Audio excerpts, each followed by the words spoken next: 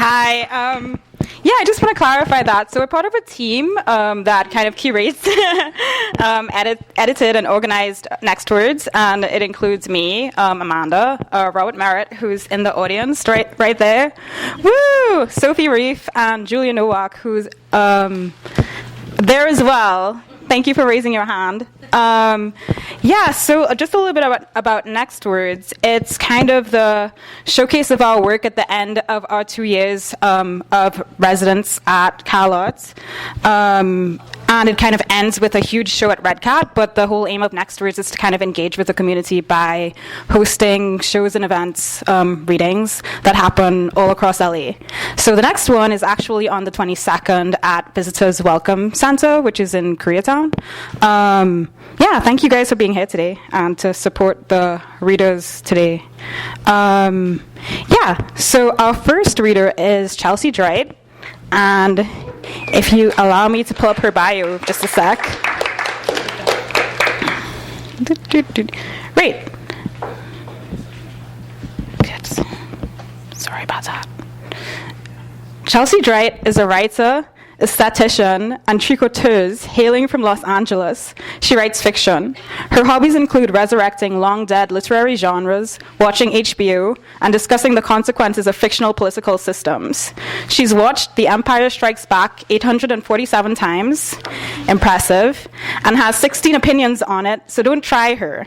Her favorite Disney movie is Who Framed Roger Rabbit. Welcome, Chelsea.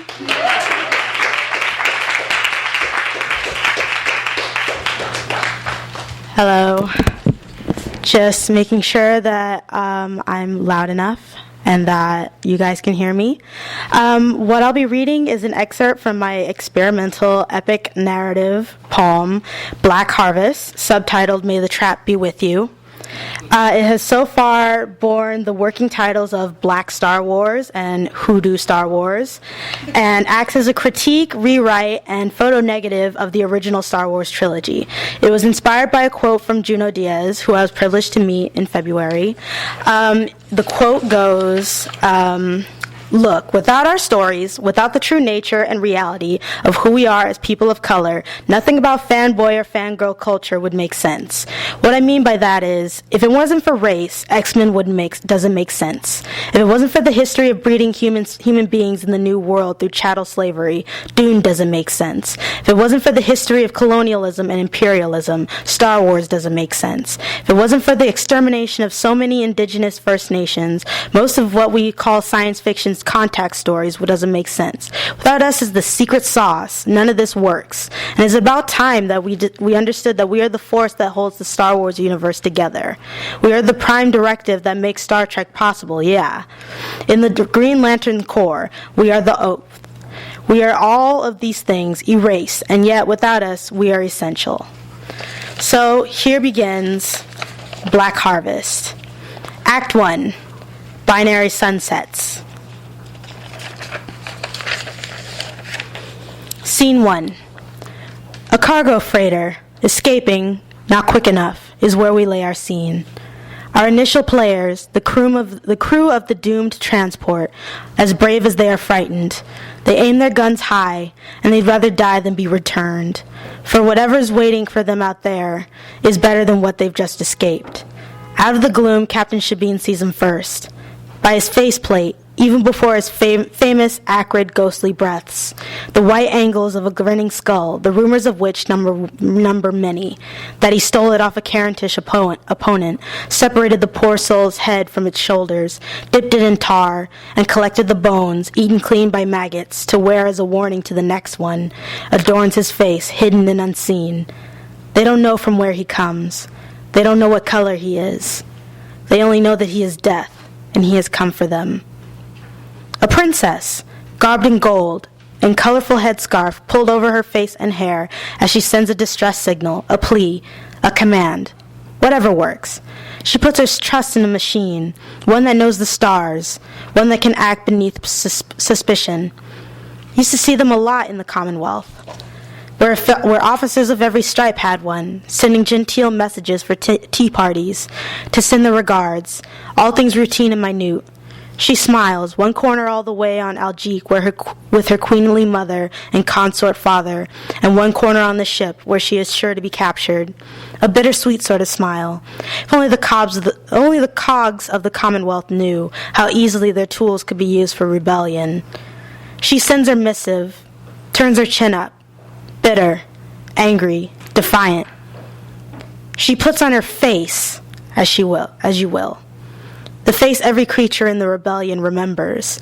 The face the Commonwealth loathes. The face of justice. The face of freedom. She'll be queen one day, though to her adversaries she'll only be queen of savages on beautiful fertile lands they're all too stupid to deserve or to rule independently. That makes no matter. She'll be queen, and that means something, even to His Gracious Majesty, the one they call Hauptmann Baba, the one with the ill-gotten skull on his face. Her mother was the example. Taye knows what being queen means from her lady mother. Queens are brave. Queens are strong. Queens don't know compromise. She's learned her lessons well. That's how she presents herself to Hauptmann Skullface, chief enforcer of the Commonwealth that terrorizes the known and unknown worlds. Though she won't give in. She's not prepared to. This is what most don't know. Hauptmann Baba, His Gracious Majesty, Chief Enforcer, etc., lived a very different life in his youth. For Hauptmann Baba had a name and a purpose that was taken from him, and he had to accept a new one to survive. We all do what we can to survive. Scene 2. The sterile surroundings of the big boy. The good king's flying death from above. The admiral is saying something, pretending to be menacing. Hauptmann Baba doesn't pay attention. The princess won't speak, won't even admit to being part of this shameful, abominable, unpatriotic, all the little gods, when will he stop? Uprising. She stands by her story and dares all assembled, crew members, the admiral, Hauptmann Baba himself, and their recording devices, to contradict it. Strange to see such nobility from an equatorial world that lies under their dominion and subsequent jurisdiction. He, Hauptmann Baba, didn't think that. His master did. Hauptmann Baba has no right to judge, considering what he used to be, considering what master rescued him from. Master is always in his head, chose his new face, chose his name, chose his purpose. It feels so freeing, to give in to someone else. That's what he tells himself. That's how it must be. Did he think that? About giving in? Or did he remember it? Anyway, the princess. Lady Taye of the clan Adadayo, hailing from the Green Jewel lands, heir to the hereditary throne of Algique. The angles and delicate bones of her face, schooled into innocence and blankness, don't impress the admiral. Hauptmann Baba doesn't want to admit that it does impress him. Her hair, hidden beneath a thin layer of gauze and silk, is twisted into the ceremonial shapes of the nobility on Algique, and the texture of her hair allows the death-defying styles to sit neatly on her head. She's sent to the re-education sector to be made to talk. She keeps her challenging mien the whole way. Hauptmann Baba doesn't want to, doesn't try to, can't help but. Something of the princess, of the little Lady Taye, well, it reminds him, it recalls, and he doesn't dare think this in Master's hearing, but no, that woman is dead, years dead, and the dead don't matter, makes the job easier, everything easier. A slaughtered rebel, an escaping provocateur, a child sobbing for his mother, it's all the same. But still. Scene 3. On a faraway planet, much removed from the little drama playing out between Empire and Resistance, a planet called Whisper, where the sands swirl and fly, and the desert is silent and mysterious in its beauty, lives Taiwo. He lives in the house of his aunt and uncle, but wears the name of his father, his real father, Igwe, Sky. He looks up at the bright blue dome above him and wonders, quietly, subtly, only to himself. This is when he's alone. With his aunt and uncle, and only with them, He peppers them with questions about his real mother, his real father, and it should be insulting to the people who've raised him from birth. But Auntie is kind, and Uncle is gruff, but fair. Uncle is spare with details. It frustrates Taiwo. Auntie is better, answers to the best of her ability. She agrees with Uncle's assessment that Father was a genius with machines, just like Taiwo is now. But Auntie, who spent more time with Mother than Uncle did, gives the few small but precious details about her. That she was kind, that she was finely dressed, that Auntie and Uncle's world and their ways were strange to her, and she came from a world where water is free for anyone, a planet near the center of the known galaxy, a wealthy and important world. That is crucial to Taiwo. He shares his father's name and knowledge of fixing gliders and translator models, but his mother was rich and beautiful and came from a world where slavery is unknown to her. And, this is possibly even more crucial, Taiwo's parents were extremely in love. Auntie and Uncle both agree on that front. Auntie even saw Mother hold Father, and he was crying. Father was crying. For a long time, Auntie and Uncle never say why Father cried, always said, "Wait till you're bigger." But the day Taiwo turned 17 cycles, a man's age, he asked again, and Auntie said, your father's mother, Uncle's stepmother, she died. Your father found her. It was the outer tribes. Taiwo always avoided the outer tribes, but now he resents them ever so little. Auntie, probably because he could not lie to her nephew, now a man in many eyes, gave a little bit more. Mother touched Father's face with her soft hands that never knew work, and wiped away the tears on Father's face. She kissed him, first on the nose, then on his left cheek, his right cheek, and stood up on her tiptoes to kiss his forehead, and they embraced, Father collapsing into Mother, as if exhausted. Auntie, who had been watching from their little hut, kept quiet. She had seen a very private moment, and it was best she slipped away. Taiwo, years in the future, both parents dead, wishes Auntie had stayed, had watched longer. Taiwo dreams about them, a faceless woman in fine blue silk, and a tall man looking like him, but fiercer, and stronger, and older, holding each other with love. Holding him with love. He doesn't share this with anyone else. But sometimes, when he wakes up in the morning and there's work to be done, he sees spots of tears drying on his pillow. That, he thinks, is all that's left of them. Scene 4.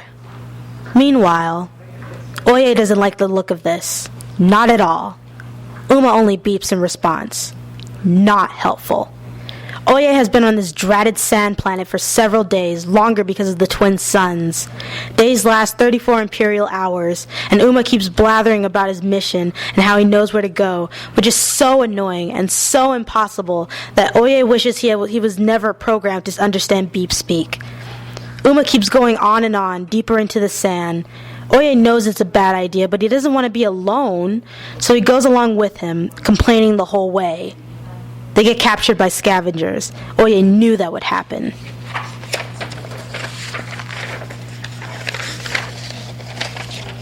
Scene 5. It's collection day on Whisper. Uncle never misses it. They barter with tribes far and wide, trying to find something worthwhile amid the heap of collectibles scavenged by traders. Taiwo, still smarting from the knowledge of his paternal grandmother's death at the hands of the outer tribes, hates it. It happens twice a cycle, and Taiwo gets dragged into the hot sun, eyes burning from the grit of the whipped-up sands, and looks over useless junk that might help drain precious water from deep within the soil.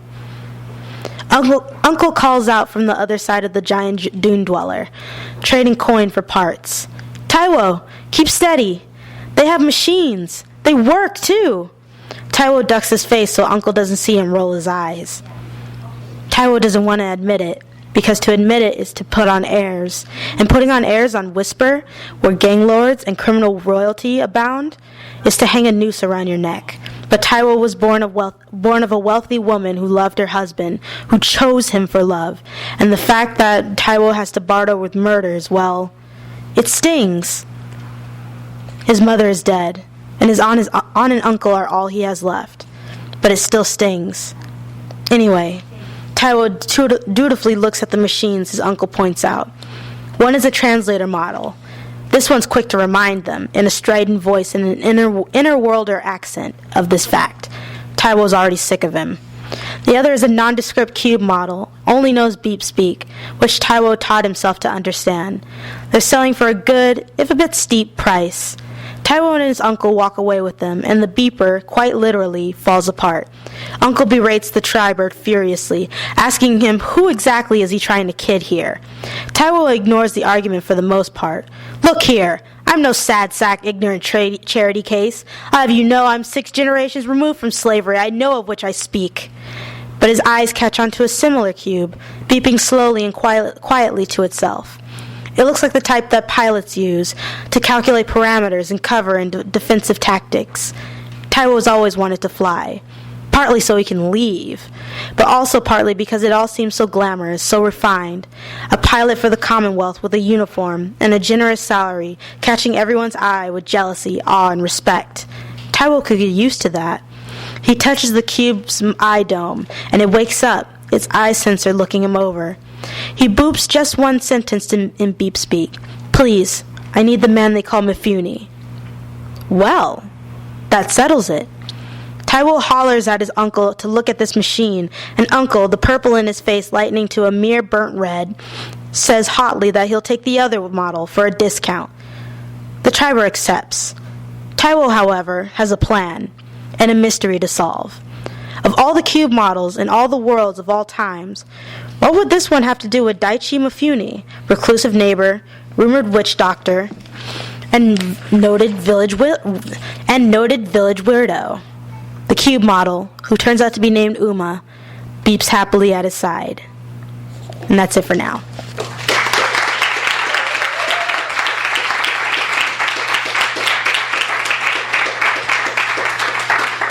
Thank you so much, Chelsea, for acknowledging through your work the role that Black and brown people have had to play in helping to originate a genre. It's pretty cool. I just want to kind of emphasize again that the reading series ends on the 7th of May at Red Cat, and it would be great to see everyone here there at Red Cat. It's at 4 p.m. Also, there's an anthology that's a collection of all of our work that will be available quite soon. So if you're interested in ordering it, please contact one of us, either me or Sophie, Julia, or Rob, sitting across there. Okay, so up next we have Garrett VanDenKooy.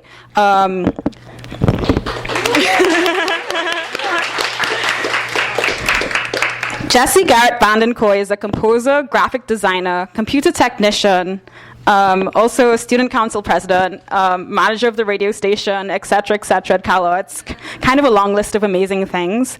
And author of Faye, the Book of Faolan, The World is Among Us, The Midnight Orchestra, Faye, the Book of Keane, and Trout Are Selfish, Short Fictions and Transitions.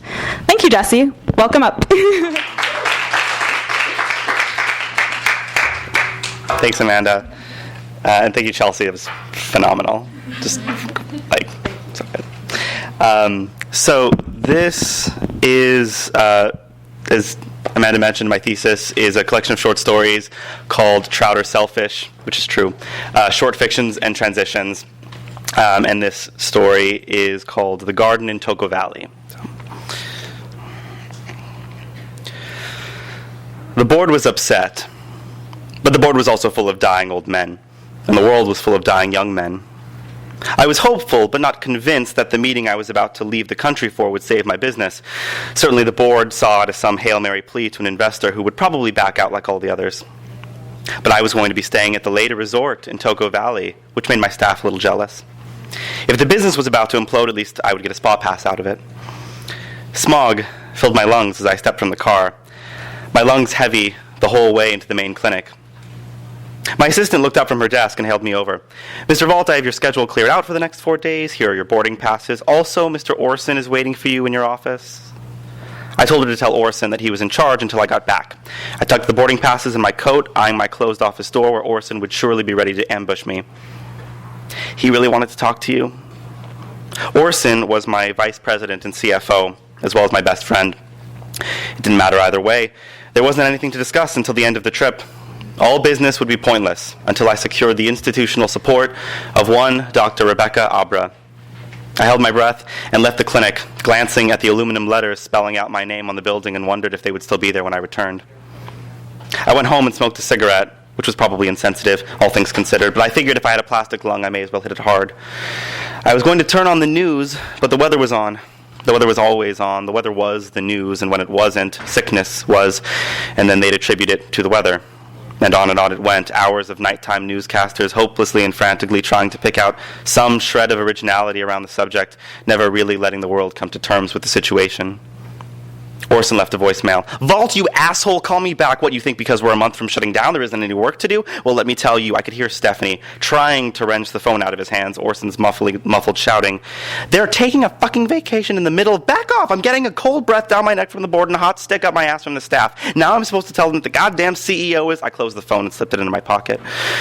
I packed a single canvas duffel bag and a few shirts, socks, underwear, and the 2 condoms that remained in the inside pocket from my last trip to Romania, which was not a business trip, for clarification. I left my computer, my business cards, and everything in my wallet besides what I would need to board a plane. My first 2 nights visiting the later resort had been wholly uneventful. I spent most of the first in my hotel room reading up on Dr. Rebecca Abra, the woman I was to meet with on the 4th day, and her research on organ transplants. I had visited the bar, a sunk-in lounge at the center of a massive indoor pavilion, and had little to drink in comparison to the other visitors, along with a small meal. The bartender was a young man with dark hair, younger than me, seemed to enjoy his job, and he told me so. "Pays the bills, and I get to spend my afternoons talking to people so rich they speak like they're from another planet. Can't beat that," he said. He asked me what I did for a living. I told him I worked in the technology industry, which was true. "You enjoy it?" I told him that I did, more out of manners than out of truth. The later resort was notorious for the crowd it attracted, politicians, heads of state, doctors, princes, that sort. Then there was me, the kind of person who was invited and had everything paid for. I was not a rich man.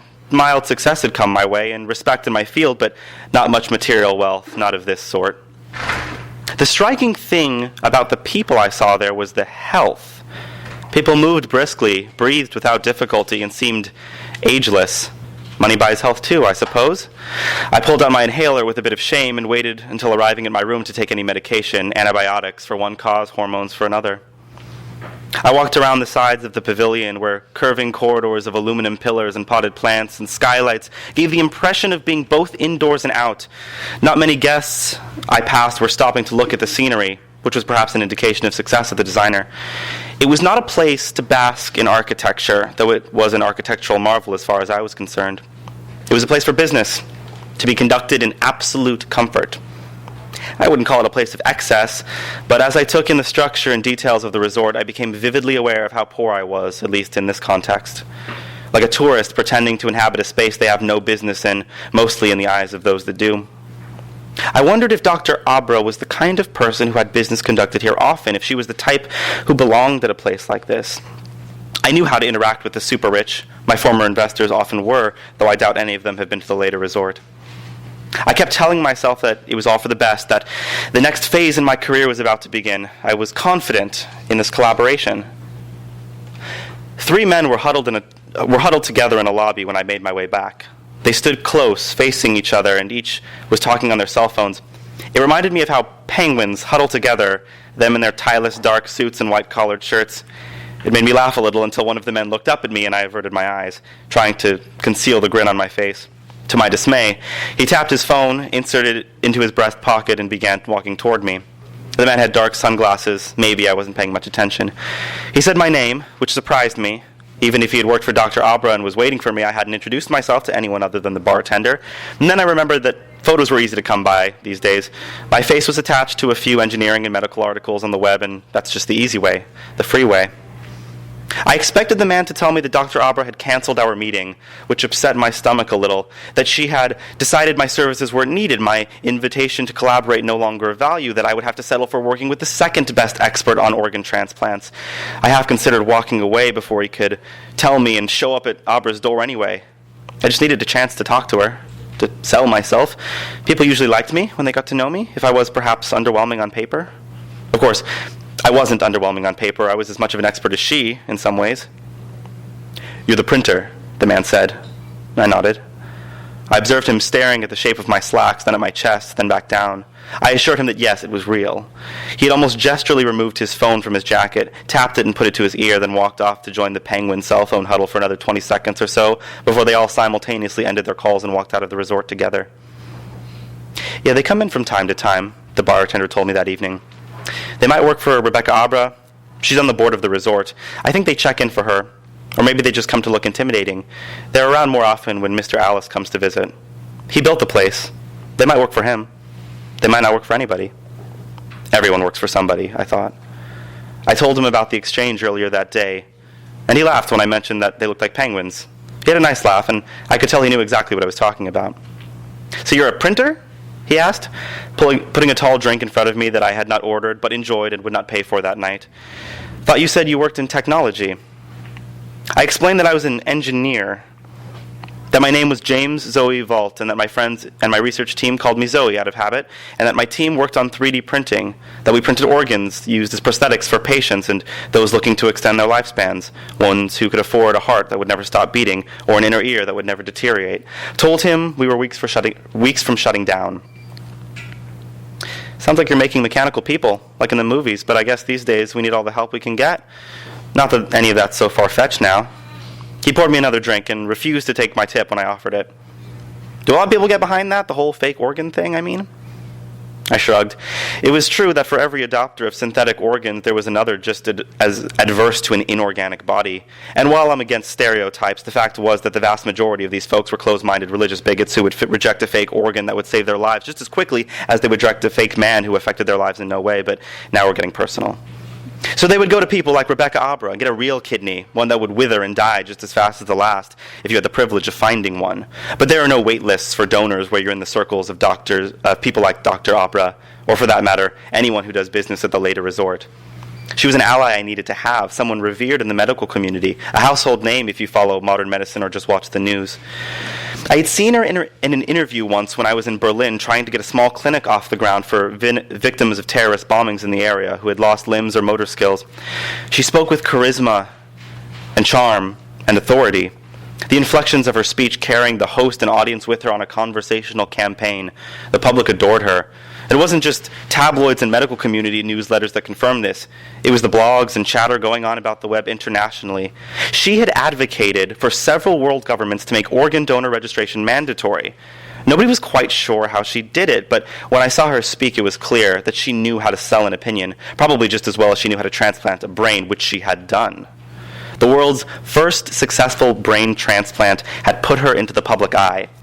Granted, it had only been a portion of the brain, but it was astounding all the same. The recipient did not neglect the partial brain and in fact caused no noticeable changes to the patient besides a temporary loss of motor skills that were corrected after about 18 months of physical therapy. I figured if she could get behind what I had to offer, she could convince anybody. I would be willing to sell her everything if she wanted. It wasn't really about the money. It was a little. But it was more about a young lifetime of work being rejected time and again. It was about the stigma of synthesis, of the artificial, the changed. I was a perfect example of something altered in the eyes of much of the world. Humankind has come so far, and yet we're still unable to uproot ourselves from the foundational fear of something different than ourselves. So many clinics and hospitals have refused to subscribe to our prosthetics, fewer still to our organs. Every deal at the last minute was always shut down. Investors would pull out just before term sheets were signed. Medical journals would remove stories from their scheduled print even after they'd already been written. I couldn't understand why. Didn't people want to get better? To adapt to a changing climate, to rid themselves of pain and suffering, to become abled where they had once been disabled? The more we were rejected, the more we were known for rejection. I felt shunned from the medical community, but Abra was my chance. The bartender poured me a final drink and told me his name was Daniel, and I insisted he took the tip I offered, and he did it last, then casually slipped the bill into the front of his pants without breaking eye contact with me. We had sex that night. It had been a while since I'd been with a man, and was in some ways my first time. In other ways, it wasn't. In the morning, I dressed in my black suit, and when deciding between a black shirt or a white, I smiled and chose the black. It was, after all, the proverbial funeral of my business, after all. Mostly, I didn't want to look like a penguin. I packed my suitcase and kissed Daniel, who was still in bed, before leaving the hotel suite. I left my key card on the table the night before in case Daniel wanted to use the suite, which was booked out for one more night than I anticipated staying. My assistant does that when she books my trips, just in case. But he told me he doesn't stay in the suites unless he has someone to stay with, which he usually does. I half expected him to tell me that the resort pays him to do these sorts of things with the guests, and I think he half expected me to ask so he could tell me it was true. He told me to have a safe trip, and good luck at my meeting, and goodbye, using my preferred name as we had discussed after I was sufficiently drunk, but before we had taken the elevator up to my suite the night before. I told him the key card was also a pass for the spa, and he smiled and nodded and waved me away. The car was waiting for me out front. The Penguin Man drove the car out of the resort and down the private road leading to Toco Valley, where Abra's campus and research facility was located. I hadn't showered, which I regretted because there was a discomfort in my groin. The leather seats of the car were cold, which was the only thing helping me feel clean. The road wound through hills, and nothing but green foliage could be seen on both sides. The trees were blooming earlier and earlier every year. After 20 minutes on the road, the Penguin Man made a sound that wasn't a word, but which indicated we were about to arrive. One final curve in the road and Abra's Institute was in view. A circular, multi-level complex of metal and glass, reaching back to a 2-decade-old design aesthetic I still found appealing. The complex was like a huge ring surrounding a central courtyard the size of a stadium. The car entered a tunnel lit by red LEDs at regular intervals and came out seemingly too soon right at the entrance of the campus, an open lot with metal arches towering overhead. I was let out and asked to go in and speak to a receptionist. I did so and was then escorted from one lobby to the next over the course of 30 minutes, ascending a number of floors each time. The art that hung on the walls in each lobby was both refreshing and distracting, all multicolored pastels lit from behind and sitting flush with aluminum walls. Once I was on the 3rd floor, I was ushered by a woman in a lab coat who did not introduce herself but offered me a small bottle of water, which I accepted, from within I could understand the structure of the building more clearly. 6 rings, circular corridors cascaded out from an open center of the campus, and 9 floors stacked atop them. There were 54 discrete buildings connected by enclosed exterior bridges. For every floor we climbed, we also drew 2 layers closer to the center of the campus.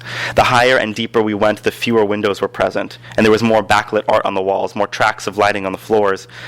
We arrived at the top floor of the innermost ring, and I had expected to see windows overlooking the central courtyard of the facility, but there were none. Only a panel of frosted glass at the top of the wall, which ran around the circular corridor and let in some natural light. The curvature of the hall was more noticeable here in the inner circle. At the end of the hall was Dr. Abra's office. Glass French doors let a blinding amount of daylight into the otherwise dim hallway. The woman in the lab coat opened the door for me, and I entered. Dr. Abra was just as I remembered her from the television interviews. She really does look just the same. She sat at a U-shaped glass desk. I realized instantly why the office was so bright. The ceiling was entirely made of glass, though the wall I knew to be overlooking the center of the complex was metal and windowless. It seemed strange to me that someone who liked natural light this much would keep the center ring of her complex so dark. "Mr. Vault, welcome in. Please have a seat." I did as I was told and shook hands with Rebecca Abra. I expressed my gratitude for her accepting my request to meet and offer my proposal. She raised a hand to stop me from going further. "The answer is no," she said. "I have no intention of promoting your printed organs." My chest deflated, and I felt every detail of the chair I sat in, the arch in the armrests and my quivering arms upon them. My heart beat in my temples, and the tenderness in my groin highlighted all the discomfort that cautious confidence had been concealing. Remaining professional, I asked her why she would have me come all this way if she did not want to form a partnership. "The reason is that I do want to form a partnership, just not the one you're intending. Listen, Mr. Vault, very carefully to me. This meeting constitutes 2 things, a request and a demand." I asked what the demand was. "I want you to stop distributing your printed organs." When she saw the expression that surely came over my face, she smiled and continued, "It's nothing personal, I just can't have you doing it anymore. You've been setting up facilities all over the world and soliciting to hospitals and clinics, and rather than continuing to have my associates kill your deals and buy up your property, I thought it best to just talk to you personally." I was dumbfounded.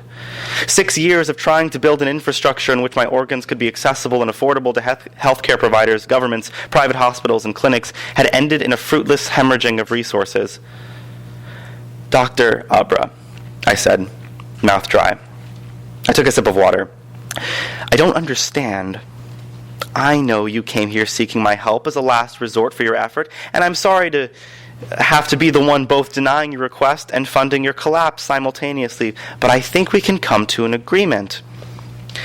With all due respect, Doctor, tens of thousands of people die because of the lack of compatible organs for transplant. That's risen in the last 8 years by over 300%.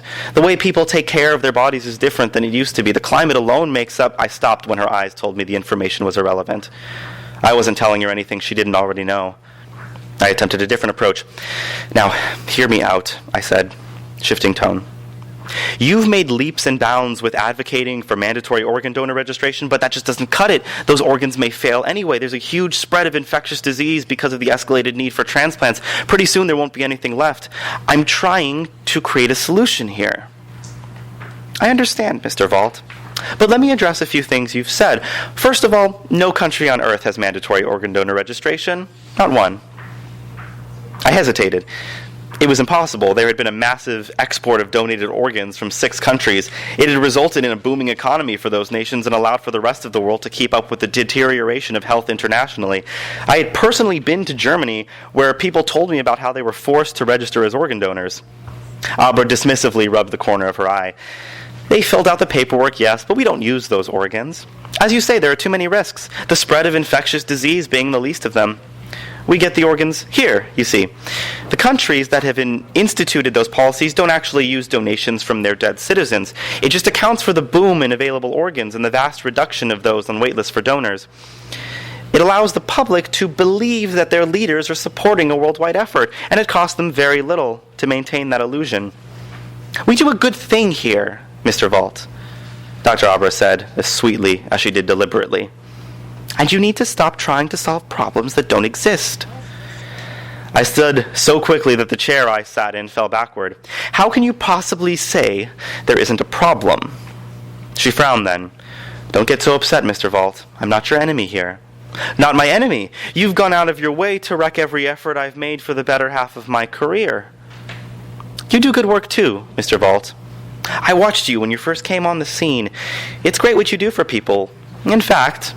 She broke off and stood from her chair, then began to unbutton her blouse. I was about to object, but then I noticed the thick and familiar scar that ran down the center of her chest, one that I had seen on numerous patients. A heart that never stops beating, she said, sighing, almost ironically. Remarkable, Mr. Vault. She buttoned her blouse back up. You see, I'm a customer, a grateful one, and there will be others. There are those looking to live longer, to move better, to transition more effectively, which is your specialty, I believe. That is how I wish to partner with you. My associates would pay handsomely for that kind of service. They aren't interested in cheap organs for diabetics or prosthetics for soldiers. They want things you create that will give them immortality. Let me deal with the weak and the ill. For the first time I looked down at her desk. There was an empty picture frame, and blank sheets of paper along with an unmarked calendar. A couple of leather books had been strategically placed on the desk for decoration only. This wasn't her office. It was just some pleasant meeting room, a place to feel comfortable with its natural light and sensible decor. It made my stomach turn. I took another sip of water, lifted the chair, and placed it back in its rightful place. You can't possibly think you can handle all the need that will come up over the next few years, can you? Once disease spreads enough, there simply won't be enough healthy people left. I'm sure you've seen the projections. The demand will rise faster than any doctor can account for. The entire medical community is in a state of panic. Abra walked around from her desk and touched my shoulder. The supply is here, Mr. Vault. That's why we created the demand. Created? I think I've proven I'm not against synthetics. Come with me, I want to show you something. In good faith, and to ease your concerns. What's that? She smiled. I want to show you my garden. We walked along the hall of the inner ring of the elevator. Abra's silence was that of emanating smugness, feeding off my confusion. Her body upright and flowing like a restaurant host preparing to show you to your table. Performative. She placed her finger on a glass button and held it in place until a blue light flashed and went out. Then the elevator began to move. Blue lights came through the vertical separation of the elevator doors, indicating every passing floor. I counted each one until we reached the ground level, and an amber-green light drew up the gap and filled the elevator as the doors opened. I blinked once and saw a greenhouse. The sunlight filtered and reflected along colored glass walls that made up the interior of the open space at the center of the complex. Greenery covered the ground, huge leaves 6 to 8 feet tall like an ant's view of a box garden. I blinked a second time and focused my eyes in the light pouring down from above, realizing for the first time that the building was more of a hollow oval rather than a circle, and saw that there were not only leaves, not only stems, there were also tubes of pale green attached to lanky stalks of the same color. Each looked like a cross between a tree and a wilting flower, with limbs hanging passively at the sides of the stalks. I blinked a third time. Now with only a few seconds passed, and I saw the stalks were torsos, and the limbs were human limbs, and the plants were not plants, but people. Aisles and rows separated the crops, made up of 3 or 4 elongated, sexless humans clustered together. Abra's hand touched my back, and she led me forward down the central aisle. The crops had no faces, though some had eyes, and all of them had narrow heads. They were all genderless at first, but as we went deeper, I began to notice more feminine crops with the illusion of hips and curved bellies. For ovaries and eggs, Abra said, and perhaps soon for surrogate gestation. Every humanoid plant was legless, the thighs joined together where the knees would have been and extended into round metal plates bolted to the ground. I felt knots in my stomach, and I turned to survey the garden once we reached its center. There were hundreds, if not thousands, of these human plants, so similar but with each cluster slightly different. I turned in circles, alternating, looking at the ground, the walls of the institute, and the sky above. Shh. Listen carefully, Mr. Vault. I stopped spinning and closed my eyes. To my left, I heard a soft, rhythmic sound, like fingers tapping on tables strewn about a room. I couldn't pinpoint the source or imagine what it could have been, only that it reminded me of ticking clocks, but deeper. I was brought back to one of my first research labs, where a white sterile room had fell silent the moment we assembled the last printed parts of the first synthetic heart. Orson had been there with me. We had held hands in our breaths as the heart was attached to a pump and power. Gray fluid was poured into it in a slight jolt of electricity followed by a steady current of power which charged it. When it began to beat on its own, we all cheered. The center is where we harvest the hearts, Abra said. They require the most direct sunlight. But here, this is what I really wanted to show you. At the foot of the crop, as the foot of every crop with a beating heart, a pulsating tube extended into a circular cobblestone dais where tall green leaves concealed the smallest plant in the garden. Abra didn't have to tell me what was in there. I knew, but I still pulled the leaves aside and looked at the small humanoid plant. Dimples and crevices gave it the features of a face and a head, unlike the head, unlike the others, was full and round, with the limbs and torso frail and shriveled. We only need one, Abra said. She produces one brain every 14 months. Even you can't print a human brain, Mr. Vault, so you understand why I need you to stop and focus on creating new and long-lasting organs for my associates. Leave the organics to me, and I will heal the sick and the poor. I have thousands, Mr. Vault, in every blood type. Enough blood to fill a lake, enough eyes to count the stars, enough hearts to power an army. She smiled wide. I asked her how long they lasted, and she told me that the kidneys would last for up to 3 years, the hearts for up to 6 if they come from the strong harvest. Eyes deteriorate after 18 months and require replacement, but they would only take a few weeks to grow. Custom bases would need to be made for patients so they could mount new eyes regularly without invasive surgery, that I would be needed to design and print such custom mounts. I asked her how long she'd been using them, and she told me a date. The first one succeeded. The pilot plant simply produced blood, and blood was her primary source of income for many years, which helped fund her research. I asked her who knew about it, and she told me her small surgical team and her most generous investor, one Mr. Alice, the owner of the later resort, the owner of many things, she elaborated. His special patch was on the southeast side of the garden. I didn't ask to see it, but she showed me anyway. She showed me the pale little bodies of children, the only plants that did not look like plants. The tube that came out from the metal bases on the ground connected to their navel like umbilical cords. They had eyelashes and lips, fingernails and feet, and they had genitals. And they all looked like children between 8 and 12, all of them pale.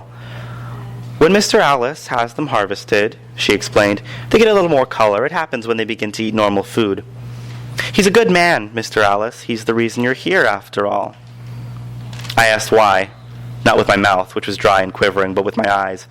And she told me that he needed modifications to his body, that I would be the one to do it, and I would be receiving instructions when I arrived back at the later resort, and that I would be paid handsomely, and that I would go on to make more things, and that I would spend the rest of my life in luxury, and that I would spend the rest of my life looking over my shoulder if I ever thought of betraying his trust.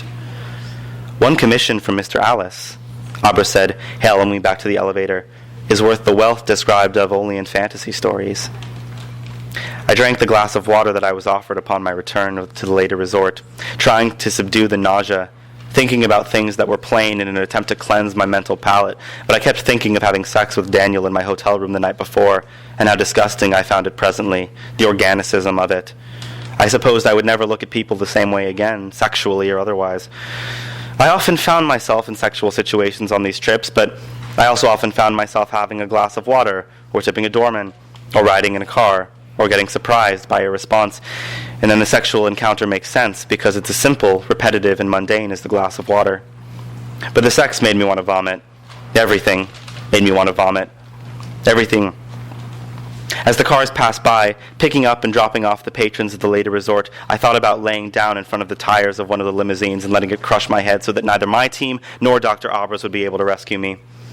The doors of the limo I had been eyeing opened up and 3 men stepped out, wearing identical suits. They were the Penguin Men, and they no longer amused me. They shuffled over to me, remaining in close proximity to one another. I was handed a file folder that I did not open. Exact measurements for the request and a complete health history of Mr. Alice. There is also a note from Dr. Abra. Your car will depart when you're ready. I looked over at the white sedan that had just pulled up. A small girl with light blonde hair and the palest skin I had ever seen was ushered in. Another one of the penguins climbed in on the other side and drove the car away. I nodded and got into the limo. And when it was apparent that we traveled to the same destination as the sedan with the pale little plant girl inside, I was unsurprised, and then I finally vomited on the leather.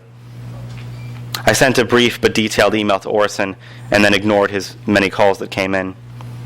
On the 5th, he left a voicemail. I'll notify the board then. That's it.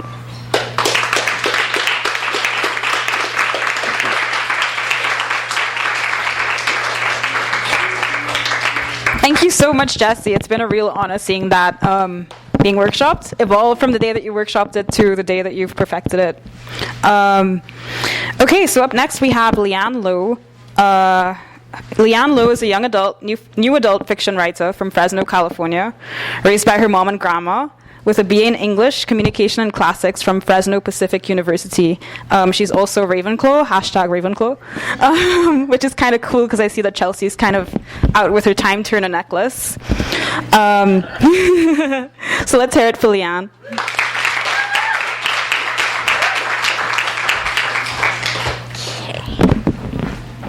Hi guys. Okay, so I'm going to be reading an excerpt from my thesis, which is about a young magician named Yeti who accidentally summons Satan. And Satan sticks around to cause some trouble for Yeti, and they end up being summoned to the magician's conclave. It's kind of a magician court, so they're in real trouble, and this is what happens. The closed-door magician's conclave session took place in a boardroom that had walls lined floor to ceiling with panels of wood, stone floors, and a brick fireplace. There shouldn't have been a cohesion to these elements and materials, but somehow, be it the color scheme or the magic in the architecture, the overall effect of the room was a sense of formality that demanded a certain level of decorum. This decorum, however, was lost on Satan, who was slouching in his chair that faced the magician's council, his feet irreverently up on the table, his arms crossed in passive aggression. "I was summoned," he sing-songed, his body moving to whatever imaginary music he was always sing-songing to. "Yes," Bernadette said, peering sternly down at him over her glasses, "and you and the summoner struck a deal, and both ends were held up. So why are you still here?" He giggled. "That's for me to know, and you to find out." "Enough, Ignatius," a tall, skinny, elderly man bellowed. "The last time you were here, the last time—" "I was here," Satan interrupted, eyes gleaming a fiery red. The power inside him reared its ancient head and shot a single pulse through the room, rattling the furniture and the windows. "I was banned for the deeds of you earthlings. It was magicians who carried out the cleansing for the second time in history." Factually incorrect, sniffed Quentin, one of the younger members, but Yeti heard the lie. Look, Satan, Ignatius started. That, Satan said, his power igniting to burn the air around him, is not my name.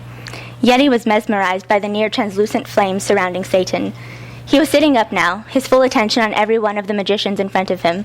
They looked suitably terrified, though they hid it well enough. But each one clearly realized at that exact moment that the shaitan jinn in front of them was a force to be reckoned with, a force that should never and would never be underestimated again.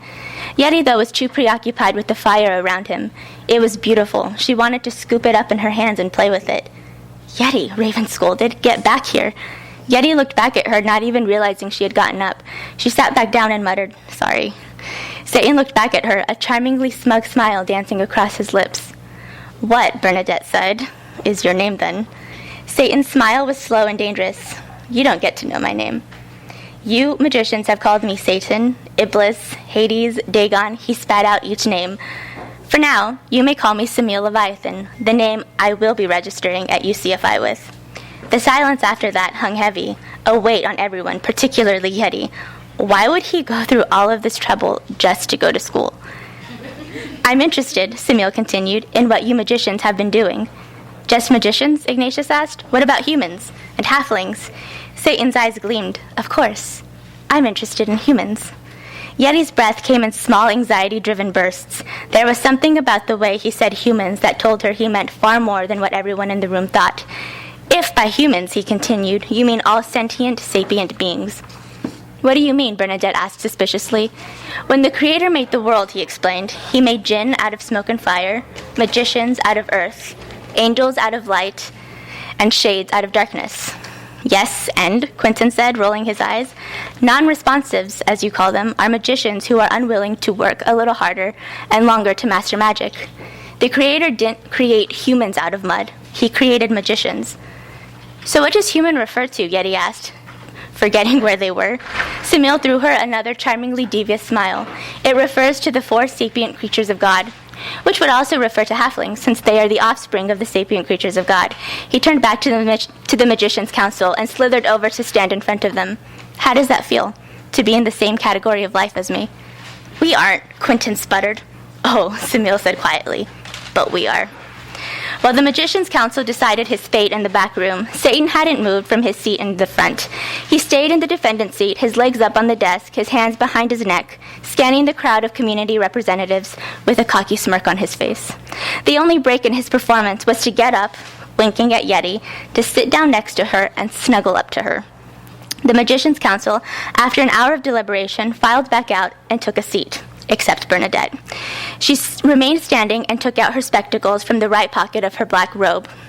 We, she read from a piece of paper, have reached a reluctant but unanimous decision. Because Samil has broken no laws and will break no laws by enrolling at UCFI, we must condone his actions. On the counts of breaking the Infernal Names Treaty, Henrietta Diaz has also been found innocent. Yeti almost cried from relief. No jail and no expulsion. Raven wrapped an arm around her and squeezed, but before they could celebrate any further, Bernadette continued. However, there are stipulations for them both. Henrietta, you will need to take extra classes with the trained magician to find a way to force Samil back to his realm. Being the summoner, it has to be you. And because you don't have enough power to force him back, with sheer strength, and on the recommendation of Zola Vivas, we have appointed your mentor to be Raven Vivas. Yeti's head snapped back to Raven. Raven had gone pale, but she lifted her lips shakily into a smile and nodded her head. Good. And Henrietta, said Bernadette, no one can know who Samil is. Moving on, Samil, you may not bring harm to any human. She said the word almost sarcastically, clearly using his definition of the word. You will not bring any of your friends from your realm, and you will have a handler. I don't need a babysitter, Satan hissed, his eyes shifting to obsidian scales, smoke curling out of his hands in thin spirals. Bernadette raised an eyebrow. These terms are non-negotiable. Samil crossed his arms. Who's the lucky bastard? Bernadette pursed her lips. Henrietta Diaz. Samil's eyes shifted back to blue irises, the smoke not so much disappearing as just being sucked back into his hands. He chuckled impishly. Now that I can live with.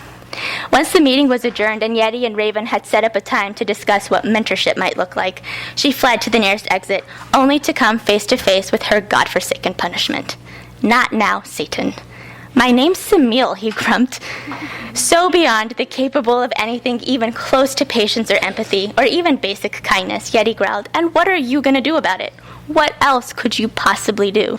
He stiffened before giving his best, aw shucks, smile, even shoving his hands into his pockets and kicking at the doorframe. Come on, Yeti, I know I've been a bit of a pain. A bit, Yeti asked, shoving past him through the door. But now that we're stuck together, Semil said, running up to walk alongside her, let's go celebrate my freedom. Which came, Yeti bit out, at the price of mine. I'm taking classes to try and force you back to your realm. Aren't you even a little worried about it? No, he said, but then added hurriedly, not that I don't have every bit of faith that you can do it. He punched her arm lightly. Because I do, but I'm working on a way around it. Yeti groaned. I don't want to know, mostly because I'm not in the mood to negotiate. Semil smirked. Please, Yeti, please, let's go and eat and celebrate. Do you know how long it's been since I've been allowed to roam Earth? I want to experience everything, starting with the diner, like the one that James Dean was in. No. But you're my handler, he said, pouting like a child. Don't remind me. But that means whether you like it or not, you'll have to learn to spend time with me. Yeti stopped walking. He was right. Okay, fine. Let's get this over with. Satan grabbed her hand, locking his fingers with her. You know, he chatted happily, I'm not as bad as the stories make me out to be. Magicians are so dramatic, and the big guy upstairs just encouraged the melodrama when they wrote down all the sacred texts. But it's no surprise, he personally oversaw the development of Broadway. Let me get this straight, Yeti said incredulously. All devils in the world's history of religions are a direct result of you. Satan nodded. Impressive, right? Not the word I would have picked. Yeti wanted to refrain from opening that can of worms, but they needed something to talk about while they walked to Ernie's diner to keep her brain from exploding. He's melodramatic? Satan's eyes lit up. Yeah, totally. I mean, the only reason the end hasn't come yet is because he's not done writing the script. A laugh escaped her. A script? Yep, the last time we thought we had a script was a few hundred years ago, but the only time a script has made it to rehearsal was a total Satan made explosion sounds and mimed a bomb being dropped and detonated. Disaster, he finished. What happened? The dinosaurs went extinct. He grinned. I missed my cue. This is so good, Semil moaned, his words muffled by the third hamburger he'd stuffed practically whole into his mouth. He snatched the menu from where Yeti had tried to hide it and looked it over. I've always wanted to try pie, too, and cake. And spaghetti. Henrietta chuckled. Couldn't help it. He was just so different, most of the time, and practically all of the time he was with her, from what the devil usually evoked. Her great-grandmother Florence in Wales had crossed herself, dropping to her knees whenever anyone had even said his name. Even seeing a tiny red man with a pitchfork would probably have been less shocking to Yeti than this adorable hipster with the appetite of a lumberjack. You get to stay, remember? She reminded him. You have time to try everything. What'd you do the last time you were here? The spark of happiness in his eyes dimmed a bit, and yet he was surprised by how worried that made her. Things and stuff, he said, shrugging. If you continue to be more like this and less like the monster you were when you arrived, I might even cook for you, Yeti said. Semil's eyes lit up again. What do you cook? Random things I've learned over time. My mom taught me how to make pozole and tamales. My family in Japan also taught me how to make sushi. And I can make really good chicken soup. It's great for when you're sick. I probably won't get sick, Satan said. Jinn usually don't. I can still have some, though, right? Of course. Being sick isn't necessary for having chicken soup. She let Semil finish his hamburger and ordered him a plate of spaghetti. While they were waiting, Yeti tried thinking of how to phrase her next question. Just ask me, Yeti, Semil said before chugging some cherry coke. I can practically hear your brain going into overdrive from over here. It's just, Yeti started, well, I was just wondering, what's hell like? Semil went still. I don't know. I mean, it's home. And it's not hell necessarily, just a dimension that's different from yours. We never really want for anything. I mean, our dimension is a lot like yours, with structures a lot like yours. Lately, though, Jinn have become kind of, Semil's nose scrunched up, stagnant, unhappy. We don't really know what to do with ourselves, which hasn't really happened before. What do you mean you guys don't do anything? Yeti asked, crossing her arms. The world's a mess. Yeti, Semil said softly, almost gently. I know my reputation, and I definitely earned it, but I was not lying back there in the courtroom, and not all Jinn are like me. Most aren't. The state of your dimension, that's all you guys. But all of us, at our core, are humans. Yeti took a moment to take everything in. This was so depressing. The divides of magical and non-magical cultures and the divides within those cultures were actually unnecessary byproducts of unnecessary categorizations. She wondered what would happen if the categorizations changed. If people were categorized instead of non-responsive humans as low-level magicians or something like that. Would it make a difference? Unless Samiel was lying. Satan would lie, right? Even hipster Satan. What about you? He got out before moaning again. This spaghetti is amazing. What do you mean? What about me? What are you doing with your life? He slurped up his noodles. Why? Who do you love? Why? What have you done? Why? Henrietta laughed again, saving the rest of her contemplations about the nature of humanity for later. I'm majoring in zoology and cryptozoology. I want to be a vet for magical and non-magical creatures. I love my friends and family. What else? I traveled the world for 3 years. Samiel nodded. I know. Why? To learn about my family? Why? Because my family has a secret nobody remembers? Why? Because my family's scattered around the world. Why? For protection during the cleansing and the shadowing, the first ones. Why? Yeti rolled her eyes. Just shut up, she muttered. Samiel grinned and clapped his hands, both at having annoyed Yeti and for the ice cream sundae that Lola, their waitress, had placed in front of him. How'd you end up at UCFI? I've always wanted to go there. Yeah, but your trip was originally supposed to be for 5 years. And you cut it short. Why? I'm the first family member in a while to travel to all 5 clans. I saw similarities in health issues and some differences in takes on the family secret. And I figured I should go to school and learn more about magic so I can help solve it. And what? Yeti asked, patience wearing thin. Jesus. Just shut up, Henrietta snapped. She could feel heat flooding her cheeks. Just shut up, you son of a... Actually, Satan said conversationally, I'm no one's son. I was created. An original djinn. Though I guess if I had to claim parentage, it would be Miracle Man. How do you even know about him? Miracle Man? Oh, well, honey, read your Bible. Though I guess you have several to Jesus, Yeti said through gritted teeth. I know he broke your heart. Yeah, I guess he did. Yeti could still feel the stinging pain of failed young love. She was surprised that it still stung, though she was glad that the pain wasn't as all-consuming as it had been when she'd run to her grandparents' home in Mexico to tell her family that her boyfriend had married his fiancée. Do you regret it? Being with him? Kinda, but it was a good lesson. No, Satan said. What you did after you found out. Henrietta's eyes widened. You know about that, too?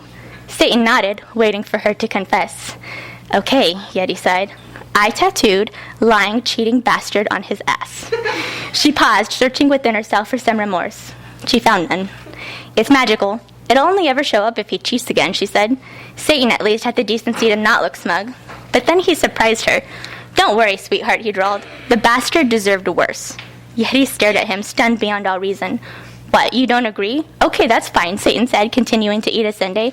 But should you ever agree with me, he said, his mouth full of ice cream, just tell me, and I'll finish him off for you. Yeti felt a laugh start to bubble up, and before she knew it, she was in hysterics, her eyes watering. What's so funny? Satan demanded. Nothing, it's just, you care. She was weirdly touched by the idea. Satan stabbed the cherry out of his glass with a fork. No, he retorted, chewing aggressively. I don't. Liar, she whispered. Thank you.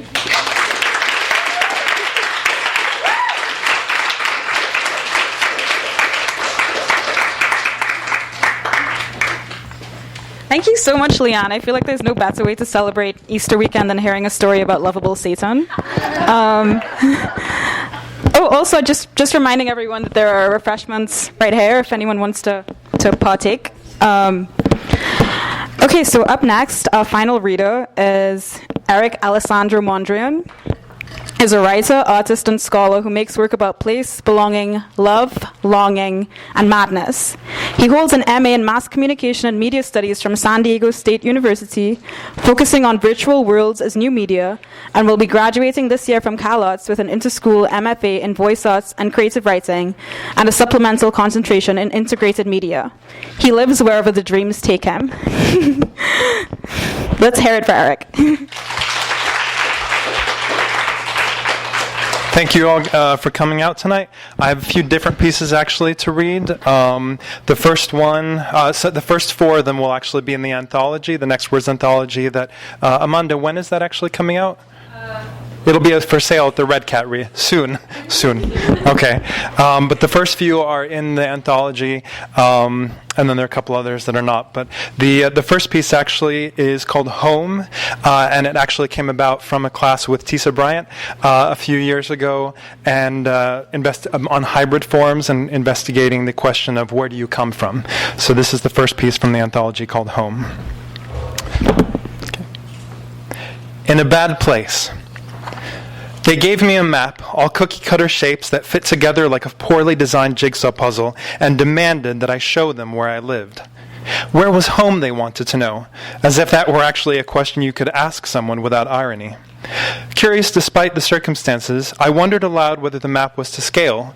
One of them nodded and said that it was. Though it was really the other way around, he added sagely. Before I could figure out exactly what he meant, they handed me a purple felt-tip pen, extra fine, and told me to mark with a circle the place from which I had come. And then they waited. Objects on paper are less solid than they appear. While the process of elimination can work wonders as a strategy to get to where you want to go, if you're not careful, sometimes you end up with a whole lot more of nothing than you intended. I found the territories that bordered mine, traced the lines that fit the limits I had always been told were there, but try as I might, I couldn't find home. It was right there. I had my finger on it. It was the right texture, but instead of the comforting and the familiar, all I saw were drawings of sea monsters and mutants and space aliens, hydras with 1,000 heads and little green men with almond eyes that were too big for their technicolor faces. Terra fucking incognita. It's not there, I told them, wondering if they'd believe me, wondering if they were the kind of people who had ever gotten lost on their way to a party, only to realize that, surprise, you were the host and you had forgotten to send out the invitations. Maybe if I tried erasing the edges one by one, then things would start to make enough sense to satisfy them, though I doubted it. 1002. It wasn't always this way. Nothing ever is. Once upon a time, as the story goes, I had solid ground to stand on. Once upon a time, there was a castle and a kingdom and people who knew what to do when you said that the sky was falling, or that the river was running red with the blood of 1,000 inkwells and would soon dry up, or that the shadows were racing aimlessly through the dark, and please won't you help me catch one and ask it where it belongs. Once upon a time, you could tell an epic tale without worrying that you didn't have a nice, happy ending, or that your beginning was pretty feeble as beginnings go. As long as you had a good middle, something that people could really sink their teeth into, then you'd be fine. Once upon a time, time had the courtesy to let you dream once in a while, and it knew enough to not interrupt, just to remind you that where you were wasn't where you'd been. Once upon a time, I didn't need a map to tell me to turn left. Home would still be there, waiting. The next few pieces, the 3 pieces, are actually based on a project by a writer from Canada named Julie Wilson, who has a project called Scene Reading, a blog and a book project, basically that involved her mainly on public transit in Toronto, observing people reading in public, whether it was on public transit or in a cafe or a bookstore like this, taking note of some kind of detail about the person reading and trying as surreptitiously as she could to find out what they were reading and maybe where in the book they were, what page. And then she would go home and she would write some kind of story, very short, like short story, flash fiction, based on some kind of detail about that encounter, just that responded in some way to the person, to what they were reading, or something about how she felt in that encounter. So these 3 pieces, the first is called Love. Chicken Little sits and waits and listens for a word. She'll know it by the way you speak. She will know by what she heard. And if she does not need you now, well, stick around and you'll see. There's always time for wanting more. So maybe later. I've waited long enough, and then she'll look you in the eye. You're mine, or I'm yours. Or that's just what I thought would happen. This isn't what I expected at all. How could I be so stupid? But there she sits. She sits and waits. And waits. And waits and waits some more, all the same. Purgatory. A long line of people waiting to be seen. To be judged, he thought, and wondered yet again whether he ought to leave before they called his number. He could tell the man at the desk that it was all a mistake, that he'd come here by accident, a misunderstanding and nothing more. Anyway, he had somewhere else to be. Didn't everyone? If he left now, of course, then he would never know. But did he really want to? It was a question he'd asked himself countless times, and he still didn't have a good answer. He glanced around, secretly trying to get a better sense of the competition. Unfortunately, there was no way to tell who here would pass and who would fail. You left by another door. There would be no opportunities to watch as someone made their exit and attempt to glean from their expression whether they had made it through. No fleeting moments during which the crowd could desperately try to determine what was so special about that person. No standards to which you could compare yourself. No chance to figure out if you measured up. It was unlikely that he'd ever even see any of these people again.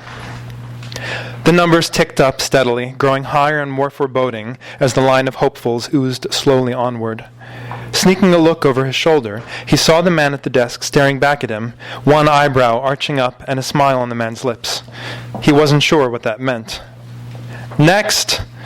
The front of the line much sooner than he had expected. And this was it, he realized. The abrupt denouement of another earnest crusade, a transient pause during which he would find out whether it had all been worth it, whether all those years of struggle and industrious hardship would finally bear fruit. It could only ever have come to this, and there was nothing more to do now but step forward and discover where this long, circuitous path had led him. He hesitated, but no matter. He already knew. Stray. I am the king of the people who wander the night. Here I sit on a red velvet throne of awkward silence and empty sound, forever brushing away the crumbs of their twilight indulgences, until at last I may be free of their guilt, absolved, if only for a moment, of their agonizing joy. From my perch I watch them, heads down, eyes up, predatory monsters of the early hours who know nothing of the time before and who want nothing of tomorrow. I rule a bitter and unseemly skill over shadows. If even a one had anything of substance, I would think my place quite tolerable. Instead, I am left with specters, extolled by ephemera who choke me with their need and overwhelm me with the desperation of their childlike wanderings. I can anticipate no end to this sullen state of affairs, bound as I am to these naive and benighted creatures by a foolish concern for their well-being. I can imagine no one else to mind them on my behalf. Perhaps I am simply too proud to abdicate my rank, but I fear, as well, that no other nation would have me. In truth, it might be best this way. For as long as I have reigned in these darkest of Edens, the skies above have seen fit to reflect my mood. I recognize myself in the anguish of the storm and in the melancholy of the silent, enduring gloom. This world and I are as one. And then two more pieces. This piece is actually, as Amanda said, my master's is in virtual worlds and media studies, or focusing on virtual worlds. This is actually a piece that a Torontonian painter and 3D installation artist made in the virtual world of Second Life. Just a brief ekphrastic piece about a specific installation that she had recently. A derelict apartment building perched precariously in a barren and shattered landscape. Here and there lie empty promises, consumerist visions of a utopian future where people have abandoned the world and left it to its inevitable decline, while their bodies are safely sequestered within their own private ruins. No one remains but a few children, among them a girl holding a small suitcase and what looks to be the severed hand of a mannequin. Clinging malevolently to the apartment building's exterior are two strangely shaped robots, the mutated spawn of a movie camera and a gigantic spider. Through the windows, they shine advertisements from yesteryear directly onto the walls of unsuspecting apartments, advertisements that no tenant will ever see. One sells a shelter ball, an explosively spur-of-the-moment escape from nuclear bombardment. The other, an escape for parents from the inconvenient questions of their overly curious children. It seems they've already gotten their wish.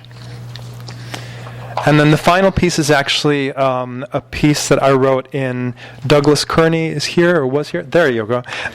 In a poetry class that I took with him last spring, where we were investigating formal constraints within poetry. And as most of you or some of you know here, there was a member of our class, unfortunately who passed away at the end of spring, named Emily Ann Kuriyama. I had the honor of being in the same class with her. And as one of the assignments in the class, we had to intervene in poetic form in some way. So I'm going to briefly read the instructions for a form that she created during this class, and then I'll read the poem that I wrote at that time based on her instructions for this form that she came up with. And it's she mixed Dada prosody with a chant form. So she wrote Dada prosody, meaning principles of randomness, chant, a repetitive liturgical song intoned on one note. So her instructions for the form were as follows. Take a found text or text that you've written and cut out each word separately. Mix the cutouts and draw 2 to 5 words. This will be the repetitious aspect of your chant. Complete each line as you see fit. Feel free to complete each line by drawing more cutouts. And then repeat this process as often as you'd like to change the repeated phrase. Feel free to keep drawing if you're not satisfied with the words or phrases you're getting. And of course, if you don't have scissors, etc., use an online text randomizer, which is what I did, or shuffler, or close your eyes and circle paper with the pen. So those are Emmy's instructions for the Dada prosody chant. And I'd like to read this poem that uses Calvin and Hobbes' book called The Revenge of the Baby Sat by Bill Watterson, uses in particular the series of panels that told the story of when Calvin first met his babysitter that he loves to hate, Rosalind, and decides to steal her class notes for a exam that she has coming up the next day. So he steals them, runs to the bathroom with Hobbes, locks them in there, and threatens to flush her notes down the toilet if she doesn't comply with his demands. And if you know Calvin and Hobbes, then you know probably what is coming, or exactly how it played out. But so this is the source text, and then using Emmy's instructions for the Dada prosody chant, this is as follows. You again think memorized away, Calvin, the there gotten gross. You again, think memorized away, come, for notes, would any think. You again, think memorized away, look, no notes, notes boy, like we going. You again, think memorized away, tonight, the this for your, and calling too. Then your make you quiet by that Roz, you did have where right? Then your make you quiet by that Roz, you're to run, we that and peep. Truck, really you I us, your humble babysitter, wouldn't Hobbes. Truck, really you I us, your flush door, revenge. Truck, really you I us around, I, you, they, them right. High spend dinner reasonable. Easy shower, can you? High spend dinner 1. Really, we done? High spend dinner. You'd notes. You're in give video. High spend dinner home 1. What find means. Won't Rosalind? We open our come hiding. Won't Rosalind? This any upstairs. Rosalind? We've wood conversation. I'm Calvin. We've wood conversation these promises with. Torpedo fooey. Don't. Thank you.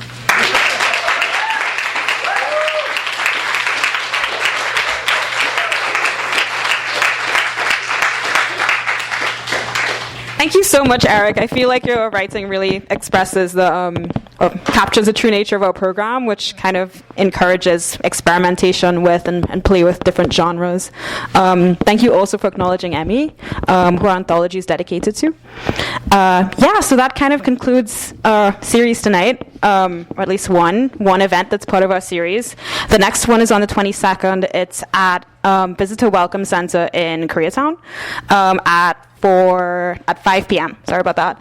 And the last one the big one, is May 7th at Red Cat at 4 p.m. Thank you again to faculty, fellow students, and everyone who showed up to support us. We really, really appreciate it.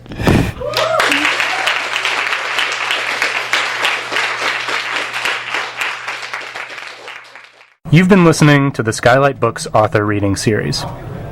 Don't forget, you can listen to this and all our other great podcasts at skylightbooks.com. Thanks again for stopping by, and we hope to see you soon.